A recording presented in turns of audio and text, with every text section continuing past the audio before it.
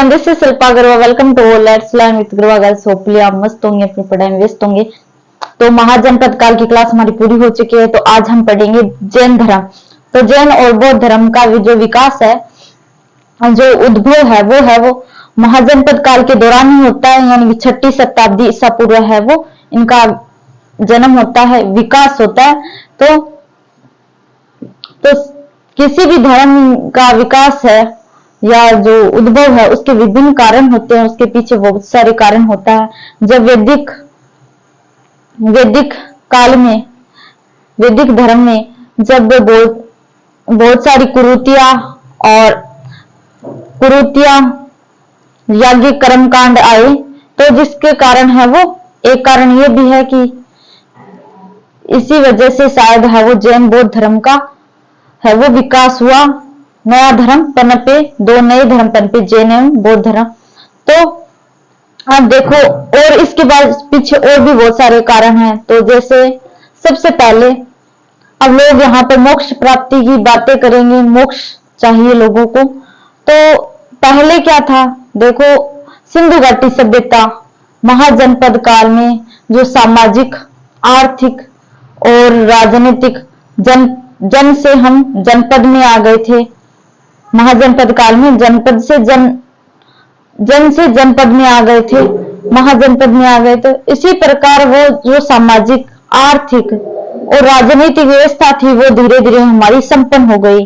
जब व्यक्ति के खाना है, यानी कि व्यक्ति है वो आर्थिक रूप से संपन्न हो जाता है, यानी कि खाना है वो यहाँ तक आ जाता है, तो फिर है वो मजबूत क्या करना था। फिर जब सामाजिक, आर्थिक, राजनीतिक क्षेत्र में हम आगे बढ़ गए थे, सिंधु घाटी सभ्यता, वैदिक काल, महाजनपद काल से, तो फिर अब जो मनुष्य था उसको और अपना क्या चाहिए, फिर मोक्ष प्राप्ति, यानी कि उसको धार्मिक क्षेत्र में है वो कुछ करना था।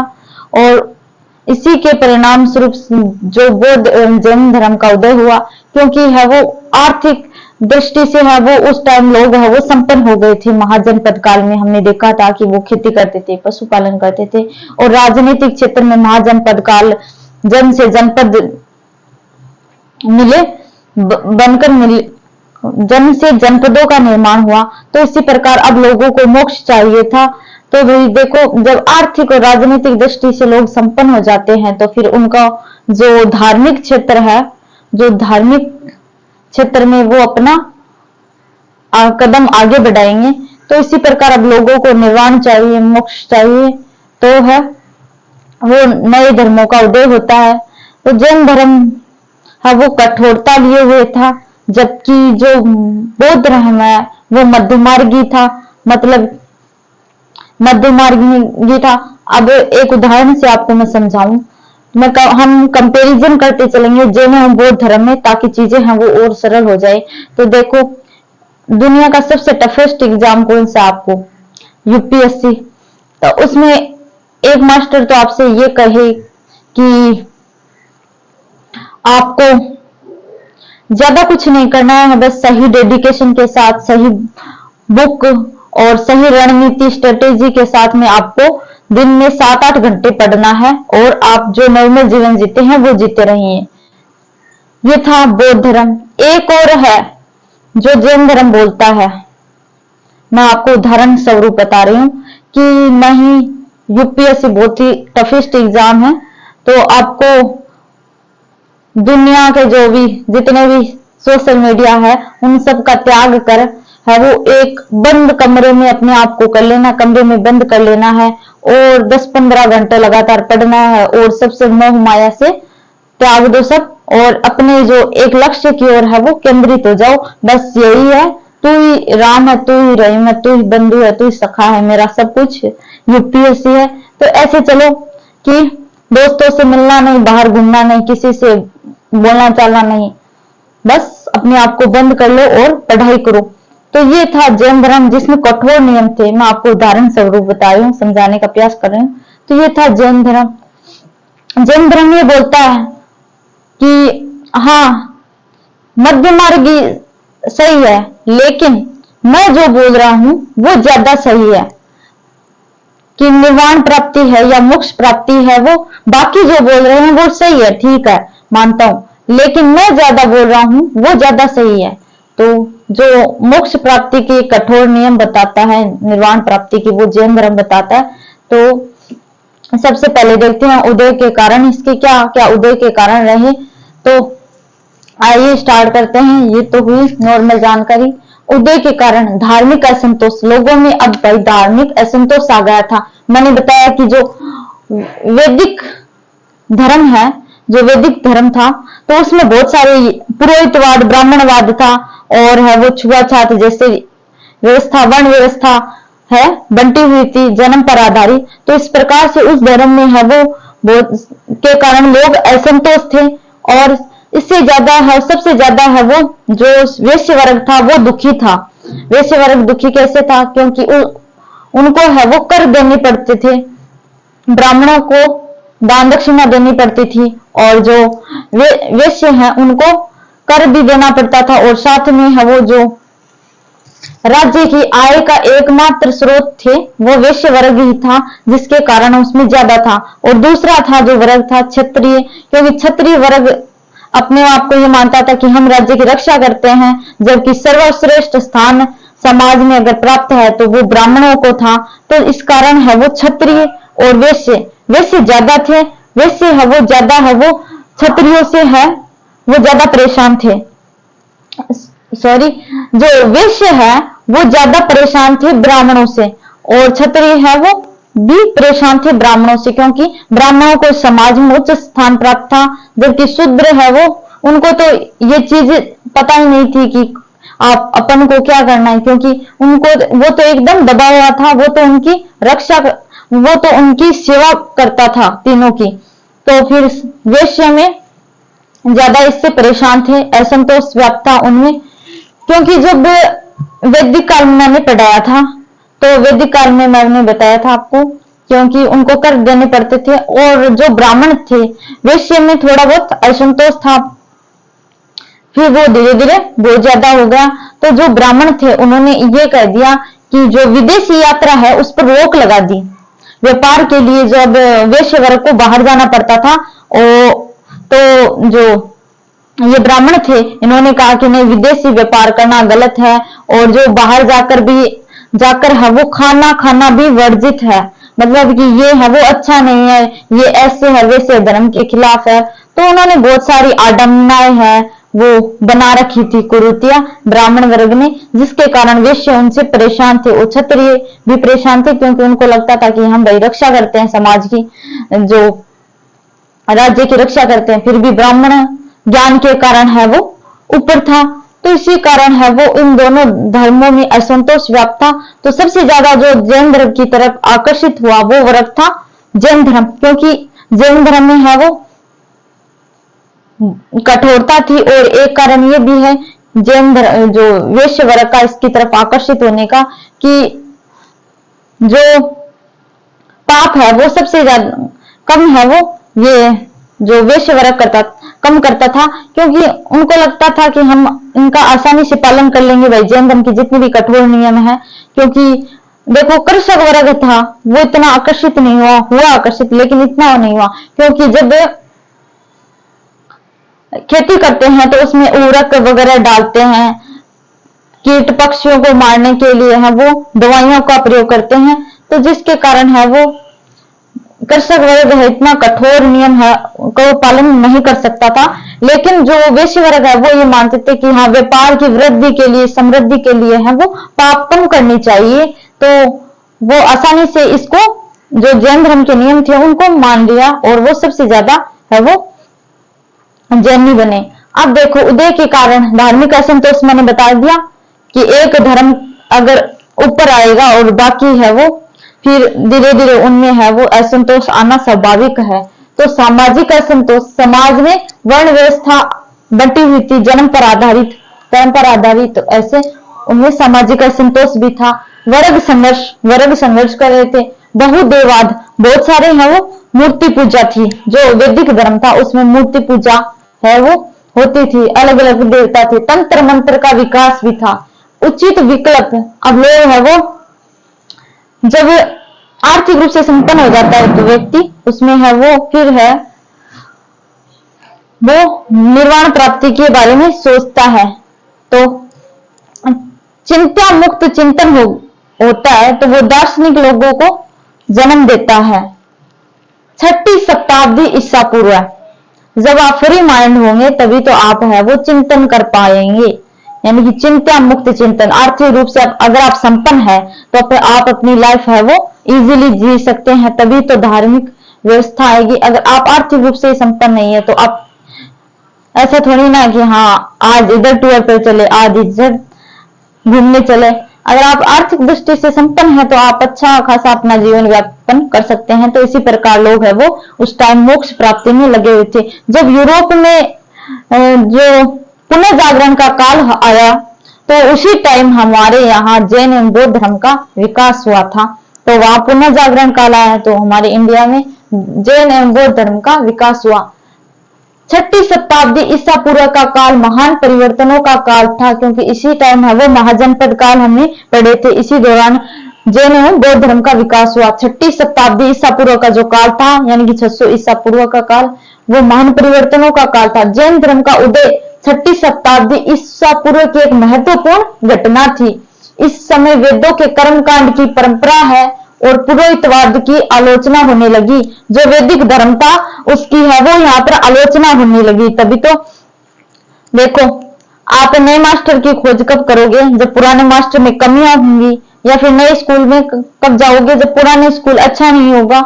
तो इसी प्रकार है वो कोई किसी भी चीज का उदाहरण लेके देख लो, तो अगर पुरानी चीज में कमी आएगी तभी तो आप नई चीज की खोज करोगे। तो जो पुराना धर्म था उसमें कर्मकांड, पुरोहितवाद, ब्राह्मणवाद की आलोचना होने लगी, तभी ये इन धर्मों की तरफ लोग आकर्षित हुए। जैन जो वैश्य है वो सबसे ज्यादा आकर्षित हुए थे। उपनिषदों ने व्यक्ति को अपने जीवन की मूलभूत समस्याओं के संबंध में चिंतन करने की स्वतंत्रता प्रदान की थी। जो उपनिषद थे, जब उपनिषदों ने व्यक्ति को अपने जीवन की मूलभूत जो समस्याएं थी उसके संबंध में चिंतन करने की है वो स्वतंत्रता प्रदान की थी। उपनिषद, वेद, वेदांत ये आए तो उन्होंने जब जो मनुष्य ने इनका अध्ययन किया तो ज्ञानी हो गए लोग, और फिर उन्होंने स्वतंत्र चिंतन करने की जो अपने जीवन की समस्याएं थी तो उनके बारे में है वो चिंतन करने की स्वतंत्रता प्रदान कर दी थी उपनिषदों ने। आप ज्ञानी, आप किताबें पढ़ते हो तो आप ज्ञानी बनोगे और फिर है वो आपके अंदर तर्क शक्ति का विकास होगा। तो अगर आपके साथ में कुछ भी गलत हो रहा है तो आप अच्छी तरीके से उसका सामना कर सकते हो। जीवन की समस्याओं से है वो जीवन की समस्याओं को सुलझा सकते हो। तो इसीलिए शिक्षा जरूरी है व्यक्तित्व के विकास के लिए, अच्छा निर्माण करने के लिए। इससे नवीन विचारों और दार्शनिक सिद्धांतों का विकास हुआ। मैंने कहा ना कि जो चिंता मुक्त चिंतन है वो दार्शनिक लोगों को जन्म देता है, जिससे बौद्ध एवं जैन धर्मों का उदय हुआ। अब लोग समझदार हो गए थे। पहले वाले पुरोहितवाद, ब्राह्मणवाद और जो जितनी भी जो वैदिक धर्म में है वो पाखंड, अंधविश्वास बोल दो, जो भी था उनका है अब लोग है वो सामना करने लगे थे। उनको क्रिटिसाइज करने लगे थे, आलोचना करने लगे थे। उपनिषदों का ज्ञान है वो उस अध्ययन किया तो उनको लगा कि हाँ भाई देखो इनमें ऐसी चीजें हैं तो ये चीजें हैं वो इस धर्म में गलत है। इस प्रकार से उनमें तर्क शक्ति का विकास हुआ। जैन एवं बौद्ध धर्म की तुलना का तत्कालीन आधार क्या रही? जो जैन एवं बौद्ध दोनों धर्म है इनकी तत्कालीन का जो तुलना का आधार है वो है अहिंसा, क्योंकि दोनों ही धर्म में है वो अहिंसा है वो इनका आधार है। हिंसा नहीं करनी है, अहिंसा। तो जैन एवं बौद्ध धर्म कंपैरिजन करते हुए चलेंगे, क्योंकि दोनों का ही जो विकास, जो प्रादुर्भाव है वो 6ठी शताब्दी ईसा पूर्व में हुआ। जैन धर्म की उत्पत्ति एवं विकास किस प्रकार से हुआ? देखो जैन धर्म की उत्पत्ति एवं विकास, जैन धर्म की उत्पत्ति 6ठी शताब्दी ईसा पूर्व मानी जाती है, मैंने पहले बता दिया। किंतु जैन धर्म के प्रारंभिक तीर्थंकरों, सबसे पहले तीर्थंकर की जानकारी मिलती है वो देखो प्रारंभिक तीर्थंकरों जैसे ऋषभ देव के बारे में वैदिक दर्शन में भी प्राप्त होता है उल्लेख। जो जैन धर्म की उत्पत्ति 6ठी शताब्दी ईसा पूर्व में मानी जाती है, किंतु जैन धर्म के जो प्रारंभिक तीर्थंकर थे वो थे ऋषभ देव जी। ऋषभ देव जी जो इनकी जो जानकारी है वो हमें वैदिक धर्म में भी मिलती है। प्रारंभिक है वो यही थे ऋषभ देव, और इनकी जानकारी है वो वैदिक धर्म में भी मिलती है। अब देखो भगवत गीता में ऋषभ देव का अहन भगवत गीता में ऋषभ देव का अहन नामक राजा के रूप में विस्तृत उल्लेख किया गया। जो भगवत गीता है उसमें ऋषभ देव को अहन नामक राजा के नाम से संबोधित किया गया है। तो देखो इन जो ऋषभ देव थे उनके बारे में वैदिक दर्शन में भी इनका है वो उल्लेख प्राप्त होता है। भगवत गीता में अहन नामक राजा के रूप में विस्तृत उल्लेख किया गया है। इसके अलावा विष्णु पुराण, मनुस्मृति जैसे ग्रंथों में जैन तीर्थंकरों विशेषकर ऋषभ देव का उल्लेख मिलता है। इसके अलावा है वो विष्णु पुराण, मनुस्मृति जो जैसे जैन जो ग्रंथ हुए उनमें जैन तीर्थंकर विशेषकर ऋषभ देव का उल्लेख मिलता है। जैन धर्म के अनुयायियों के अनुसार जैन धर्म अनादि अर्थात सभ्यता के प्रारंभ के साथ ही उपजा धर्म है। जो जैन धर्म के अनुयायी है वो ऐसा मानते हैं कि जैन धर्म है वो अनादि है, अर्थात सभ्यता के साथ ही इसका है वो उदय हो गया, यानी कि काफी पुराना है। जैन धर्म का प्रचार प्रसार है वो किया था महावीर स्वामी जी ने, जो जैन धर्म के 24वें तीर्थंकर थे। जैन धर्म में तीर्थंकर माने जाते हैं। तीर्थंकर जो अब देखो यहाँ पर ये जो जैन अनुयायी है वो ये बोलते हैं कि ये हमारा जो धर्म है वो सबसे पुराना धर्म है, अनादिकाल से है भाई इसका। लेकिन इसका उल्लेख है वो जब महावीर स्वामी आते हैं तो वो इनका जैन धर्म का प्रचार प्रसार करते हैं, तब इसका है वो विकास होना है, असली विकास होना है वो शुरू माना जाता है 6ठी शताब्दी ईसा पूर्व में। लेकिन ये लोग मानते हैं कि ये बहुत पुराना धर्म है। तो अब आप किसी भी धर्म से बिलोंग करते हो ये क्लास आपको लेनी चाहिए, सभी को लेनी चाहिए, क्योंकि अलग अलग धर्मों को समझना जरूरी है। हम भारतवर्ष के निवासी है, तो चाहे आप हिंदू हो, मुस्लिम हो, सिख, ईसाई, जैन, बौद्ध, आप किसी भी धर्म को मानने वाले हो, लेकिन सभी धर्मों के बारे में आपको नॉलेज होना चाहिए।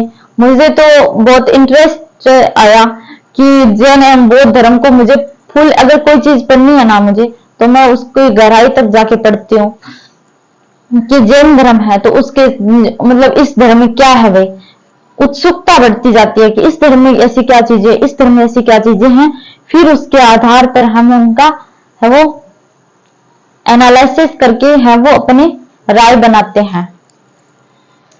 तो आप देखो आगे, जैन धर्म के संस्थापक कौन थे? ऋषभ देव को माना जाता है, हालांकि इसका कोई स्पष्ट प्रमाण है वो उपलब्ध नहीं है।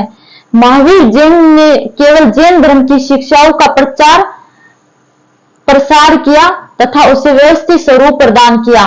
देखो जैन धर्म के संस्थापक है वो माने जाते हैं, फर्स्ट तीर्थंकर थे ऋषभ देव जी, जिनके बारे में है वो जिनका उल्लेख है वो वैदिक धर्म जो वैदिक दर्शन में मत्स्य पुराण, विष्णु पुराण और जो मनुस्मृति जैसे ग्रंथ है उनमें उसका उल्लेख है ऋषभ देव जी का।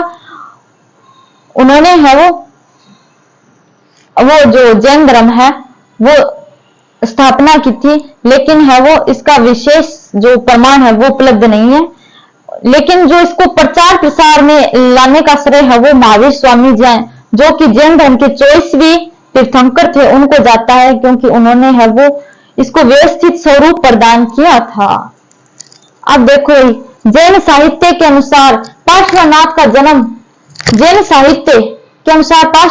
जन्म महावीर स्वामी से लगभग 250 ईसा पूर्व 8वीं सदी में माना जाता है। तो जो ईसा पूर्व है वो हम यानी कि बिफोर क्राइस्ट उसमें हम पीछे चलते हैं, यानी कि जो महावीर स्वामी से पहले है वो पार्श्वनाथ जी आए। पार्श्वनाथ जी 250 साल पहले यानी कि 8वीं शताब्दी में है वो पार्श्वनाथ जी आए। उसके बाद है वो महावीर स्वामी का जन्म माना जाता है। तो ये है वो इनके गुरु भी रहे हैं। पार्श्वनाथ जी महावीर स्वामी के गुरु थे। जो ये अपने महावीर स्वामी हैं, इनके माता पिता है वो पार्श्वनाथ को पूजते थे, तो जो महावीर स्वामी है वो फिर इनके शिष्य बन गए थे पार्श्वनाथ की, तो ये इनके गुरु थे। तो 8वीं शताब्दी में है वो 8वीं शताब्दी ईसा पूर्व में पार्श्वनाथ जी का जन्म हुआ, महावीर से लगभग 250 वर्ष पूर्व है, तो ये बात ध्यान में रखनी है। पार्श्वनाथ के बारे में ब्राह्मण साहित्य में उल्लेख मिलता है। पार्श्वनाथ जी कौन है भाई? महावीर स्वामी के है वो गुरु है। अब देखो पार्श्वनाथ के बारे में ब्राह्मण साहित्य में उल्लेख मिलता है, ठीक है। अब ये महावीर स्वामी है, मैंने महाजनपद काल पढ़ाया था तो मैंने बताया था जो महावीर स्वामी थे वो किस महाजनपद के है वो राजकुमार थे, तो वो थे वज्जी महाजनपद के ये थे, वज्जी महाजनपद के थे ये राजकुमार। और जो मल्ल था वहां पर महात्मा बुद्ध और जो महावीर स्वामी हैं दोनों का ही महापरिनिर्वाण हुआ था। तो चीजें आपको याद आई। वज्जी गणराज्य के कौन थे? राजकुमार महावीर स्वामी जी थे। और वज्जी की राजधानी क्या थी हुई? वैशाली। वैशाली में ही इनका जन्म हुआ था, वैशाली। पिता देखो महावीर स्वामी जी के पिता देख रहे हैं, पिता थे काशी के राजा अश्वसेन। ये है ना पिताजी है ना, ये पिताजी पार्श्वनाथ के, सॉरी ये पिता है वो पार्श्वनाथ जी के। पार्श्वनाथ जी का जन्म जो महावीर स्वामी थे उनसे 250 साल पहले हुआ, लगभग 8वीं शताब्दी में। पार्श्वनाथ जी के पिता देखो, पिताजी थे काशी के राजा अश्वसेन। काशी के राजा अश्वसेन, काशी भी महाजनपद था। माता थी वामा, पत्नी थी प्रभावती। ये किसके बारे में है? पार्श्वनाथ जी के बारे में। अब देखो सम्मेद पर्वत पर ज्ञान प्राप्त हुआ, किसको? पार्श्वनाथ जी को। सम्मेद पर्वत पर पार्श्वनाथ को ज्ञान प्राप्त हुआ। पार्श्वनाथ द्वारा प्रतिपादित मार्ग का अनुसरण करने वाले हैं वो निग्रंथ कहलाए। निग्रंथ, क्योंकि वे सांसारिक बंधनों से मुक्त हो जाते थे। जो पार्श्वनाथ को उन्होंने इनका अनुसरण करते थे, पार्श्वनाथ जी के मार्ग का जो अनुसरण करते थे वो निग्रंथ कहलाए, क्योंकि वे जो सांसारिक बंधन होते हैं उसके परिणाम सांसारिक बंधनों से है वो मुक्त हो जाते हैं, इसीलिए वो निग्रंथ कहलाए। जो पार्श्वनाथ जी को मानते हैं वो उनकी बातों का, उनके नियमों का जो मानते हैं उनको निग्रंथ कहा जाता है। पार्श्वनाथ द्वारा प्रतिपादित 4 सिद्धांत ये है वो जैन एवं बौद्ध धर्म में कॉमन रहेंगे। देखो पार्श्वनाथ द्वारा प्रतिपादित सिद्धांत कौन कौन से? सत्य, हमेशा सत्य बोलो। अहिंसा, यानी कि हिंसा मत करो, हिंसा का त्याग करो, अहिंसा। अस्त्य, यानी कि चोरी नहीं करनी चाहिए। अपरिग्रह, यानी कि वस्तुओं का संग्रह नहीं करना चाहिए, यानी कि अधिक धन है वो इकट्ठा नहीं करना चाहिए। सत्य, अहिंसा, अपरिग्रह, यानी कि वस्तुओं का संग्रह नहीं करना चाहिए। और अस्त्य, यानी कि चोरी नहीं करनी चाहिए। ये थे जैन धर्म में जो पार्श्वनाथ जी द्वारा प्रतिपादित 4 सिद्धांत। तो फर्स्ट तीर्थंकर थे वो थे ऋषभ देव जी। माना जाता है कि इन्होंने है वो जैन धर्म की स्थापना की थी। 24वें महावीर स्वामी जी, जो मैन इंपोर्टेंट है, 24वें, जिन्होंने जैन धर्म का प्रचार प्रसार किया और उसको व्यवस्थित स्वरूप प्रदान किया। तो महावीर स्वामी के जो गुरु थे वो थे पार्श्वनाथ जी, क्योंकि महावीर स्वामी के जो मम्मी पापा थे, मॉम एंड डैडी, वो है वो पार्श्वनाथ जी के को मानते थे, इसी कारण है वो महावीर स्वामी के ये गुरु थे। तो पार्श्वनाथ जी द्वारा प्रतिपादित ये 4 सिद्धांत हमने देखे। तो नेक्स्ट वीडियो में हम जैन धर्म की आगे है वो बारे में डिस्कस करेंगे। तो आई होप आज का सेशन आपको अच्छा लगा होगा। मैंने है वो सरल तरीके से पढ़ाने का प्रयास किया, आपको इजीली तरीके से चीजें हैं वो एक्सप्लेन करने की कोशिश की है। तो मिलते हैं नेक्स्ट वीडियो में।